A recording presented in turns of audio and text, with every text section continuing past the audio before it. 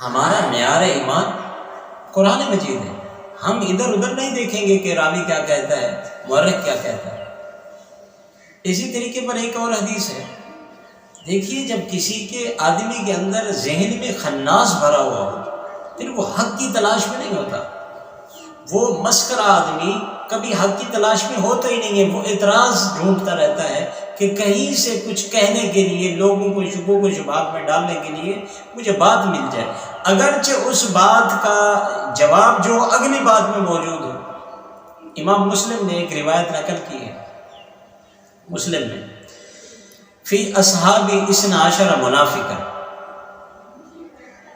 فی اصحابی 12 منافقا، میرے اصحاب میں 12 منافق ہوں گے۔ یہاں 12 کے الفاظ کو نام نہیں لکھے۔ اب اس کو ایسی حدیث چاہیے کہ جی وہ جو 12 نام ہیں میں کہیں بھی فٹ کر سکتا ہوں، جس اصحابی پہ چاہوں میں اس حدیث کو لے کر حملہ کر دوں۔ اب اسی الفاظ کے، اسی حدیث کے آگے ایک اور حدیث موجود ہے اسی مسلم میں۔ امام مسلم کا طرز یہ ہے، ایک مضمون کی ساری حدیثیں وہ ایک جگہ کیا کر دیتے ہیں، اکٹھے کر دیتے ہیں، جتنی بھی طرق سے وہ حدیث ان تک پہنچی ہوتی ہے، جتنے بھی راویوں سے، کتنے طریقوں سے پہنچی ہے، وہ ساری اسناد کے ساتھ ذکر ہو جاتی ہے۔ اگلی حدیث ہے فی امتی 12 منافقا، جو فی اصحابی والی روایت ہے 10 منافقا، یہ نقل کی ہے اسود بن عامر نے۔ اسود بن عامر کہتے ہیں یہ حدیث میں نے شعبہ سے سنی ہے۔ کس سے سنی ہے؟ شعبہ سے۔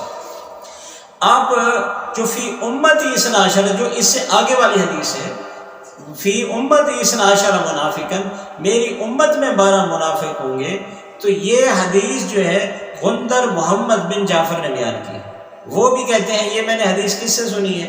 شعبہ نے۔ یعنی مطلب ایک امتی اور اصحابی کے الفاظ میں فرق ہے، وہ بھی کہتے ہیں میں نے کس سے سنی؟ شعبہ سے سنی۔ غندر بھی کہتے ہیں میں نے یہ حدیث کس سے سنی ہے؟ شعبہ سے سنی ہے۔ اب یا تو غلطی غندر سے ہوئی ہے، محمد بن جعفر سے ہوئی ہے، یا یہ غلطی کس سے ہوئی ہے؟ اسود سے ہوئی ہے۔ ان میں سے ایک سے تو یہ الفاظ چھوٹا ہے، تبدیل ہوا ہے الفاظ۔ اب اس بارے میں امام عبداللہ بن مبارک، امام احمد بن حنبل، اسی طرح امام ذہبی نے اپنی رائے دی ہے۔ یہ وہ حضرات ہیں، یہ کبار صحابہ ہیں، وہ کبار امام ہیں، یہ بڑے امام ہیں، ان کی بات مانی جاتی ہے اسلوب کے اندر۔ تو انہوں نے کہا ہے کہ جہاں شعبہ کے شاگردوں میں اختلاف ہو جائے تو وہاں غندر محمد بن جعفر کی بات مانی جائے گی۔ کیوں؟ کہتے ہیں ایک تو مسلسل 20 سال تک یہ شعبہ کے ساتھ پاس علم حاصل کرتے رہے، دوسرا جو محمد بن جعفر تھے یہ حدیثوں کو لکھ لیا کرتے تھے، ہو ہی نہیں سکتا کہ ان سے کیا ہو جائے، غلطی ہو جائے، کوئی بات چھوٹ جائے۔ باقی جو حضرات آتے تھے وہ سن کے چلے جاتے تھے، ممکن ہے کہ ان سے یہ الفاظ چھوٹ گئے ہوں، لیکن غندر محمد بن جعفر کیا کرتے تھے؟ لکھ لیتے تھے۔ امام ذہبی کہتے ہیں وہ تو لکھ لیتے تھے، ان سے غلطی نہیں ہو سکتی۔ تیسری جو ترجیح ہے محمد بن جعفر کے لیے وہ یہ ہے کہ شعبہ ان کے مربی بھی تھے۔ شعبہ نے جو شادی کی تھی ان میں پہلے گھر سے جو بچہ تھا، جو آیا تھا، جس کی پرورش شعبہ نے کی، وہ محمد بن جعفر تھا، یہی غندر محمد بن جعفر تھے۔ ان کو یہ بھی بڑھوتری ہے کہ یہ ان کے ساتھ تھے، اس لیے ہم بات ان کی مانیں گے، اسود کی بات کو نہیں مانیں گے۔